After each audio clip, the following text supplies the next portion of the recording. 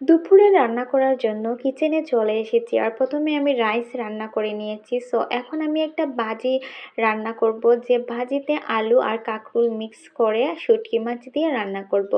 Hello everyone, আসসালামু আলাইকুম। I hope তোমরা সবাই ভালো আছো and welcome to my another new video.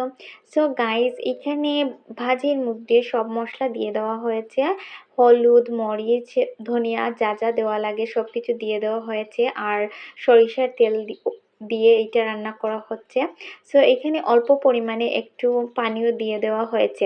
আর শুটকি মাছটা অ্যাড করার পরে এটা খেতে অনেক বেশি মজা হয়েছিল।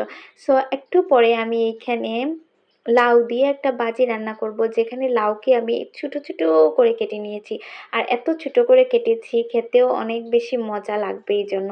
সো এখানে আমি সরিষার অয়েলটা নিয়ে নিলাম আর পেঁয়াজকে অল্প পরিমাণে অয়েল দিয়ে প্রথমে এটাকে ফ্রাই করে নিচ্ছি। সো পেঁয়াজটা যখন ব্রাউন কালার হয়ে গিয়েছে তখন আমি লাউটাকে এখানে দিয়ে দিয়েছি। সো এখন লাউকে ভালো করে নাড়তে হবে আর মশলার সাথে প্রপারলি মিক্স করতে হবে।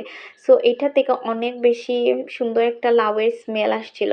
সো গাইজ, আজকের ভিডিও এই পর্যন্তই। তোমরা সবাই ভালো থাকবা। তোমাদের সাথে কথা হবে নেক্সট ভিডিওতে। Bye bye and thank you so much everyone for watching this video.